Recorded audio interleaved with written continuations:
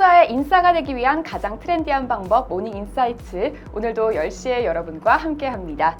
네, 오늘은 정혜정 연구원님 모시고 이야기 나눠보도록 하겠습니다. 안녕하세요. 네, 안녕하세요. 안녕하세요. 유틸리티를 담당하고 있는 정혜정입니다. 네, 연구원님 반갑습니다. 네, 안녕하세요. 네, 오늘은 혹시 어떤 종목에 대해서 말씀해 주시나요?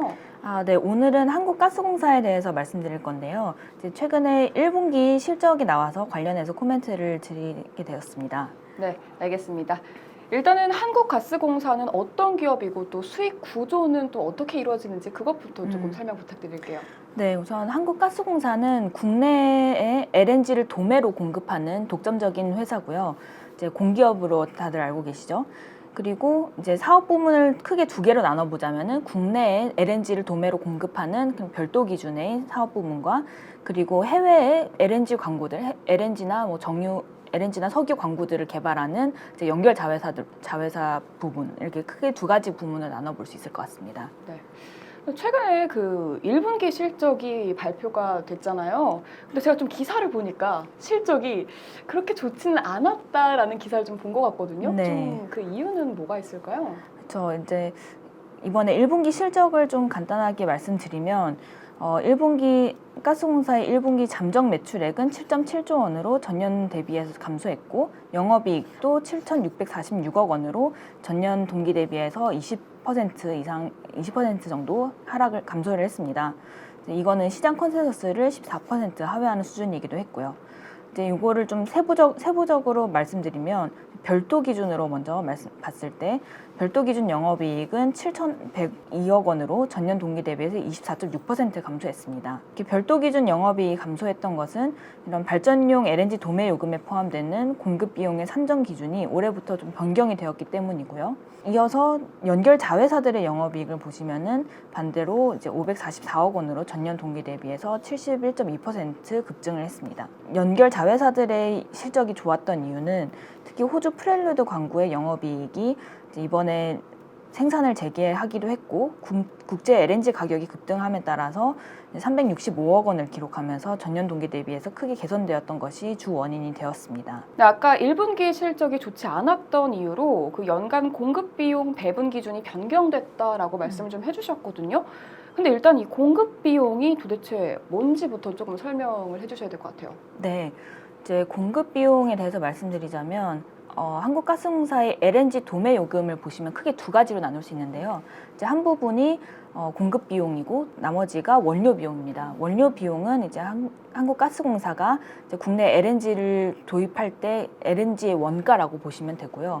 이제 공급 비용은 그 외에 한국가스공사가 이제 국내로 LNG를 도매로 공급하기 위해서 소요되는 그 원료 가격 이외의 비용과 적정 투자 보수를 회수하기 위해서 이런 LNG 도매 단가에 반영되는, 다시 말해서 판매 단가의 일부라고 보시면 되는데요. 이제 이 산정 기준이 올해부터 변경이 되었다라는 부분은 차트 보면서 말씀드릴 수 있을 것 같습니다. 작년과 올해의 한국가스공사의 발전용 LNG의 공급 비용 변동 내역을 나타낸 차트인데요.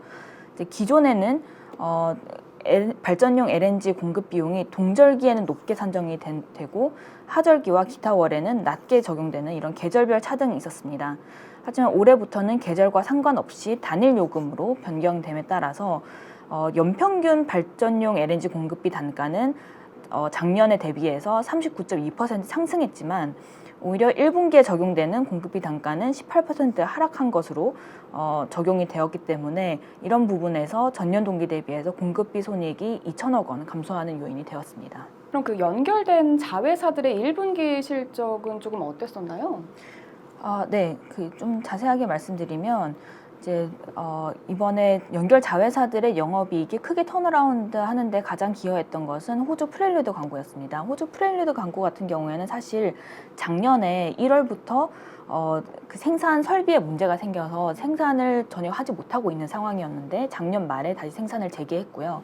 그렇기 때문에 생산이 다시 재개가 되면서 영업이익이 급등하게 되었습니다. 하지만 이제 주요 광고 중에 하나인 호주 GLNG나 미얀마 광고 같은 경우에는 영업이익이 다소 부진했는데요. 11억 원, 88억 원으로 전년 동기 대비해서 크게 하회했는데 이는 지난해에 하락했던 국제 유가 영향으로 LNG 판매 단가가 하락했던 것이 주 원인이 되었습니다.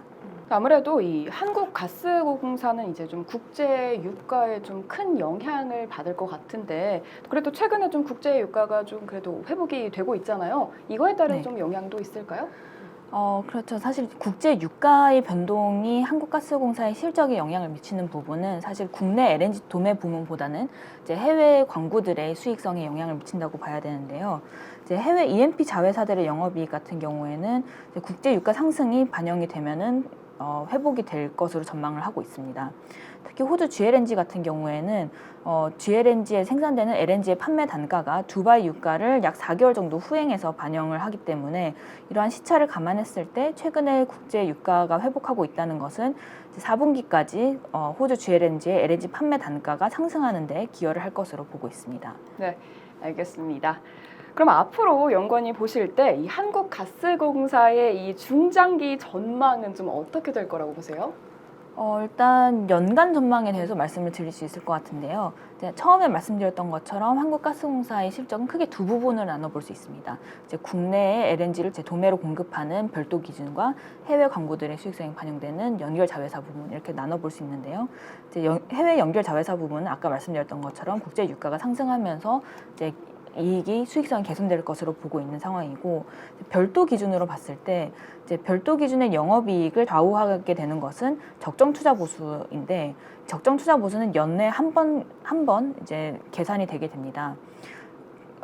올해 2021년에 적용되는 적정 투자 보수도 최근에 발표가 되었는데요. 이제 2021년에 적용되는 세후 적정 투자 보수는 전년 대비해서 0.6% 증가한 상황입니다.